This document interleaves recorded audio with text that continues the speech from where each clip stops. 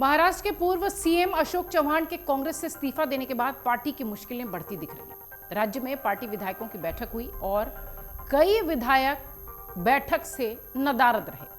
ये मीटिंग अशोक चव्हाण के इस्तीफे के बाद रखी गई थी, जिसके बाद कांग्रेस अब डैमेज कंट्रोल की कोशिश में है। नदारद विधायकों में बांद्रा पूर्व से जिशान सिद्दीकी, मलाड वेस्ट से असलम शेख, लातूर शहर से अमित देशमुख, अमरावती से सुलभा खोगड़े और नांदेड़ दक्षिण से मोहन राव हेम्बर्डे शामिल हैं। ये सब इस बैठक से लापता थे। ये सभी कांग्रेस के विधायक हैं। किसी ने कहा मैं व्यस्त हूं तो कोई डैमेज कंट्रोल करता दिखाई पड़ा। मामले पर कांग्रेस विधायक बाला साहब थोराट ने कहा कि पार्टी द्वारा बुलाई गई बैठक में 5 विधायक नहीं थे। इस बीच महाराष्ट्र कांग्रेस अध्यक्ष नाना पटोले ने भी कहा कि विधायकों ने पूर्व प्रतिबद्धताओं के कारण बैठक में शामिल न होने की वजह बताई और अनुमति मांगी थी। बैठक में अनुपस्थित विधायक सिद्दीकी और शेख ने कहा कि अपने निर्वाचन क्षेत्रों में हमारी प्रतिबद्धताएं थीं। सफाई इसे देखी जाए, वजह देखी जाए या फिर इसे अशोक चव्हाण के इस्तीफे का इफेक्ट देखा जाए, ये आप अपने हिसाब से इसका अनुमान लगा सकते हैं। इधर पार्टी के एक पदाधिकारी ने कहा कि विधायक खोड़के और हेम्बर्डे की पारिवारिक व्यस्तताएं थी। खास बात यह रही कि तमाम कांग्रेस के पदाधिकारी इनको लेकर अलग अलग बयान दे रहे हैं। एक पार्टी पदाधिकारी ने कहा कि सिद्दीकी और शेख दोनों ने कांग्रेस के राज्यसभा उम्मीदवार चंद्रकांत हम्बार्डे के प्रस्तावक के रूप में अपने हस्ताक्षर दिए थे और पार्टी विधायकों की बैठक में भाग लिया था। कई तरह की बातें, जैसा कि हम कह रहे हैं कि कांग्रेस के अलग अलग विधायक अलग अलग बातें कह रहे हैं।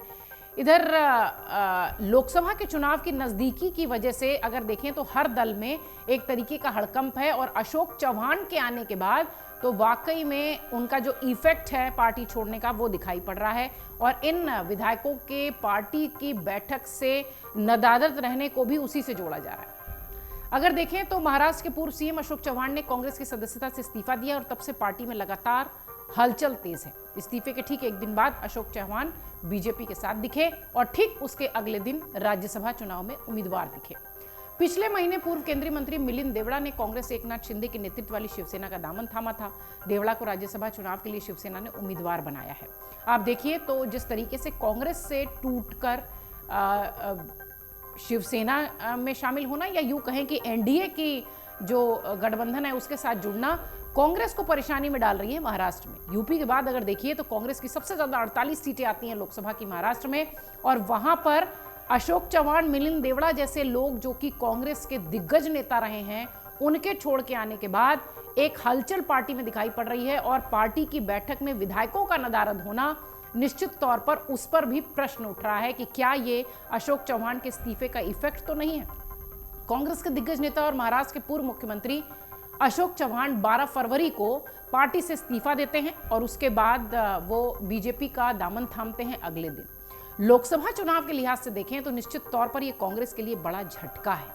इस्तीफा देने के बाद अशोक चव्हाण बीजेपी का हिस्सा हैं। उन्होंने कहा कि उनकी राजनीतिक यात्रा की नई पारी की शुरुआत हुई है। अशोक चव्हाण की अगर बात करें तो विलासराव देशमुख सरकार में वो सांस्कृतिक मामलों के, उद्योग के, खान के, प्रोटोकॉल के मंत्री के रूप में काम कर चुके हैं। जैसा कि हमने कहा कि वो कद्दावर नेता रहे हैं, पूर्व पीडब्ल्यूडी मंत्री रहे हैं। अशोक चव्हाण 1986 में कांग्रेस पार्टी की महाराष्ट्र इकाई के महासचिव नियुक्त किए गए थे और वहीं से उनकी राजनीति की शुरुआत मानी जाती है। अशोक चव्हाण 1992 में एमएलसी चुने गए, महाराष्ट्र विधान परिषद में पहुंचे। बाद में मार्च 1993 में लोक निर्माण, शहरी विकास और गृह राज्य मंत्री के रूप में वो शामिल हुए। अशोक चव्हाण 1999 में मुदखेड़ का जो निर्वाचन क्षेत्र है वहां से जीतकर विधानसभा पहुंचे थे, महाराष्ट्र विधानसभा पहुंचे थे।